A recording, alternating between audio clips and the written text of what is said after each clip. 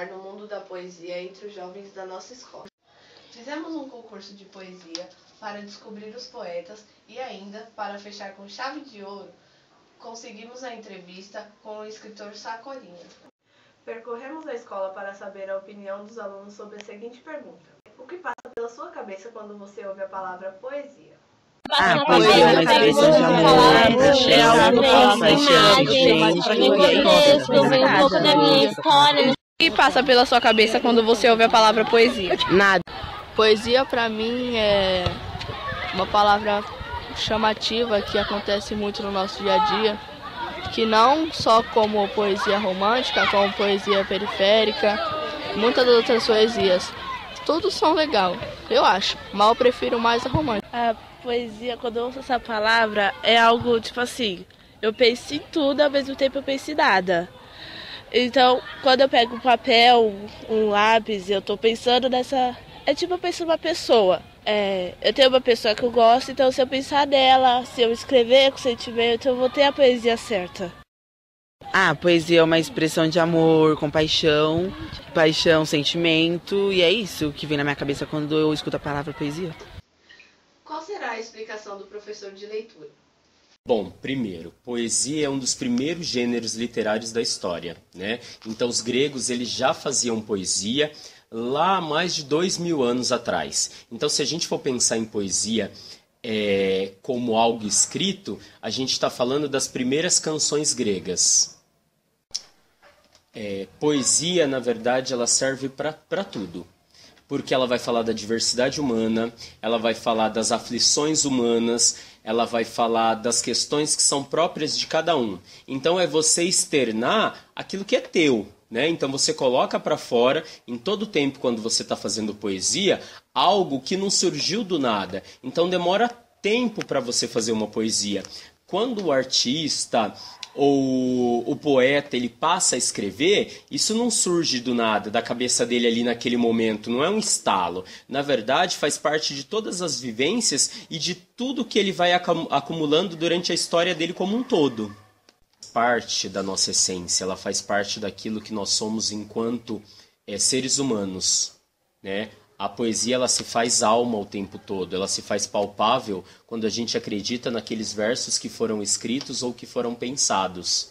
Então, se a gente pensar na poesia como algo que é para todos, a gente está falando que a poesia ela é instrumento de pensar num ser humano melhor. Quando você coloca para fora tudo aquilo que você sente, tudo aquilo que você acredita, da forma ou mais cruel ou da forma mais amorosa possível. Isso é poesia. Podem escrever poesia, assim como todos podem ler poesia. Mas, na verdade, a poesia ela também é um ato de exercício. Precisa se fazer todos os dias, precisa pesquisar, precisa ler bastante, precisa conhecer os autores que escrevem poesias. Então, é preciso pensar na poesia como um exercício de externar as coisas que são suas e que um outro que vai ler vai se identificar. Então, quando a gente escreve poesia, a gente escreve pra gente no primeiro momento, mas num segundo momento tem um outro que vai receber aquilo tudo e vai se identificar. Então, a poesia, num primeiro momento, ela é feita para uma pessoa, mas depois, quantas pessoas não podem se identificar com ela e fazer dela sua poesia? Entendi. No próximo concurso vou até participar. Vamos ver o que rolou no concurso. Nós estamos reunidos em prol do amor à poesia, mas muitos alunos do Maurício não só amam, como escrevem poesia. E por isso nós vamos premiar 5 melhores poesias desses escritores. Mas antes eu queria ler uma poesia de Carlos Drummond de Andrade.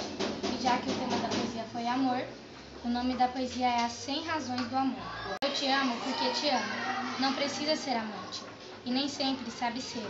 Eu te amo porque te amo. Amor é estado de graça, e com amor não se paga. Amor é dado de graça, é semeado no vento, na cachoeira, no eclipse. Amor foge a dicionários e a regulamentos vários. Eu te amo porque não amo bastante ou demais a mim. Porque o amor não se troca, não se conjuga, nem se ama. Porque amar é amar a nada, feliz e forte em si mesmo. Amor é primo da morte, e da morte vencedor, pois mais que o matem, te matam a cada instante de amor. Parabenizar todos os vencedores e pedir que tanto vocês, escritores, como os pais, valorizem bastante esse talento, porque ele é bem valioso. Parabéns para vocês.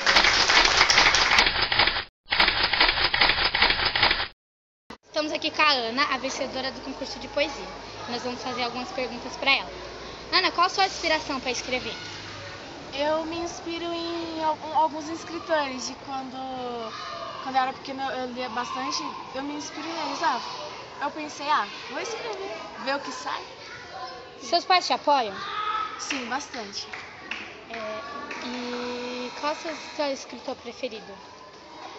Eu fico meio dividida entre a literatura periférica e outra. A literatura periférica eu gosto de Sérgio Vaz. Outro eu gosto bastante de Mário Quintana, Carolina Maria de Jesus, entre outros. Você pretende ter a poesia como profissão? Não, é só um hobby mesmo. Tá, obrigada. Qual será o olhar de um poeta periférico? Vamos descobrir. O momento que eu comecei a sentir que com a literatura eu poderia desabafar, poderia colocar para fora aquelas coisas que me faziam mal, né? Então, vamos contar a partir de 2002, né? Só que o meu ingresso profissional na literatura foi a partir de 2003, quando eu conheci o livro da Carolina Maria de Jesus, Diário de uma Favelada. Aí, a partir daí, foi o momento que eu comecei a levar a literatura como algo profissional, não só como um diário meu, sabe? Escrever para desabafar. O que te motivou a começar a escrever e hoje o que te motiva a escrever? No primeiro momento foi quando eu não tinha com quem conversar. Então eu saía pra rua para falar com os meus amigos sobre livros, sobre poesia, e meus amigos faltavam me apedrejar, né? Porque literatura não era coisa de homem, né? Era coisa de moleque da periferia, né? Então, o que eu estava fazendo ali? E aí eu encontrei o papel como amigo, né? Eu peguei a caneta, comecei a escrever, comecei a desabafar. Então, isso foi o que me motivou, não ter pessoas para falar, para conversar, para dialogar sobre livros. E aí depois, em 2003, quando eu conheci a Carolina Maria de Jesus, foi a minha referência mesmo que me motivou, de fato, a escrever livros, a escrever literatura. Em quem ou o que você se inspira? Em quem ou o que? Bom, para escrever os meus textos, eu me inspiro em momentos como esse aqui. Então, por exemplo, daqui pode acontecer alguma coisa que daqui a pouco eu vou escrever uma crônica, eu vou escrever um conto, eu vou escrever uma poesia. Então eu me inspiro muito no meu dia a dia, né? Nas coisas que eu faço ao longo do dia, nas pessoas que eu vejo, nas falas que eu ouço. E aí, para dar um exemplo, recentemente eu estive em João Pessoa, na Paraíba, e de uma fala de uma amiga minha, a Maria Valéria Rezende, eu estou com uma história para fazer um livro, para fazer um romance. Não sei quando eu vou ter tempo para isso, porque eu já estou trabalhando em cima de outro romance. Mas ela falou assim para mim sobre a questão da onda do mar, né? Ela falou assim, a minha tia ficava sentada ali na beira do mar para entender em que momento o mar sabia que tinha que parar. Quando ela falou isso, assim, questão de segundo, veio um romance na minha cabeça, né? Que imagina, isso é muito poético, né? Essa situação de uma senhora sentar, ficar ali o dia todo na praia, tentando entender quando o mar entendia que chegava ali na praia e ele tinha que voltar, né? E por que ele não avançava, né? E isso veio... Então, é isso que me inspira, o dia a dia, as pessoas, as falas, a padaria, a rua, né? Quando eu saio para caminhar no meu bairro, eu tenho muita inspiração também. E às vezes quando eu não tenho essa inspiração, eu sento e vou ler. E a leitura, ela me traz outros personagens, outras cenas, né? Então a escritora que marcou a sua vida foi a Carolina Maria de Jesus. Carolina Maria de Jesus. Porque eu vou falar isso na palestra, mas eu adianto aqui. A época que eu conheci Carolina Maria de Jesus, em 2003, foi uma época que a gente tinha vergonha de entregar currículo quando a gente ia procurar emprego, porque tinha alguns jornalistas, eu não digo nem jornalista, eu digo showrnalista, porque eles faziam show, faziam jornalismo, né? Que falava só das coisas ruins do bairro onde eu vivia, do bairro onde eu trabalhava, né? Itaquera, Cidade Líder, Cidade Tiradentes. De modo que as pessoas que assistiam televisão e não viviam nesses lugares achavam que era somente isso que tinha. Então era tráfico de drogas, era roubo, era matança, era tragédia. Aí a gente ia entregar currículo, a gente omitia o nosso endereço real.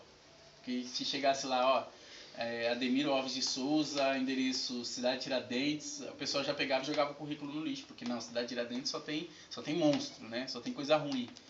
E aí quando eu descobri a Carolina Maria de Jesus, eu descobri que a periferia tinha muito mais do que criminalidade, né? Porque às vezes a gente vê mais bandidos em Brasília, ou na Assembleia Legislativa aqui em São Paulo, do que na própria periferia. E aí a Carolina Maria de Jesus me mostrou isso. Então ela me inspirou de uma tal forma assim que é sem volta. Uma dica para nossos alunos escritores. Acho que a maior dica para quem escreve ou quer começar a escrever é a leitura. Eu sempre costumo dizer que o problema no Brasil é a falta de lei.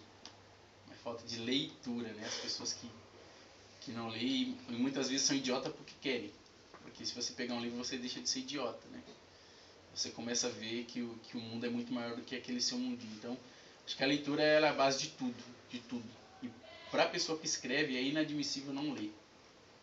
Quem escreve tem que ler. Tem que ler para não ser um escritor idiota, para não ser um escritor limitado e para ter ideias, para ter referências, porque não existe nenhum curso, nenhuma faculdade que forma o escritor. O escritor ele é formado por um conjunto de tudo isso. Então, pela rua, né, pela leitura que ele faz, pela vida, pela bagagem que ele tem. Mas eu acho que o mais importante de tudo isso é a leitura. Só a leitura vai te mostrar como você vai construir um personagem, como você vai destruir esse personagem, como você vai criar uma cena, como você vai criar um enredo, um conflito. Então acho que a dica fundamental é a leitura. O resto vai aprendendo com os capotes. O poema chama-se Sedução.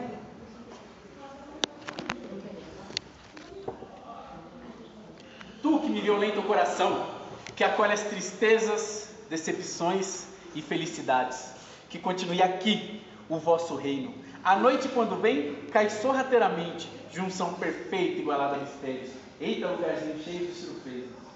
O poste é drive-in e o muro do terreno baldio oculta os sussurros recitados pelo tesão. A sua moda é clássica, obsoleta, não há dias determinados para suas traquinagens.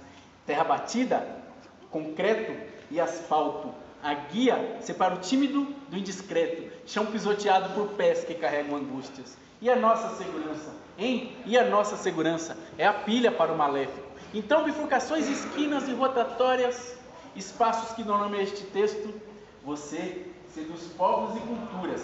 Quero te possuir, mas a sua sensualidade é bruta. De dia, reflete a ternura de pessoas ingênuas e sem pecados. À noite, botecos vomitam mormaços de felicidades. Barrigas crescem, surtindo efeitos irreversíveis. Sobrenomes multiplicados nas abelhas de outras famílias. Nicotina é combustível, remédio para o nervosismo. Então, cabeças infantis querem se sentir grandes. Abraçam com os dedos a morte lenta. A chuva, quando o protagonista principal da cena acalma o seu fogo, fogo que produz suor e lubrifica suas entranhas. Devido ao grande atrevimento e ousadia, você ganhou diversos pseudônimos: favela, subúrbio, gueto, periferia. Mas sem dar ouvidos ao que dizem, estou totalmente possuído, embriagado com o seu cálice de vinho sedutor. Eu sou mais um de seus fantoches, estou dominado feito boneco de ventríloco pelas suas mãos calejadas de sedução. Obrigado.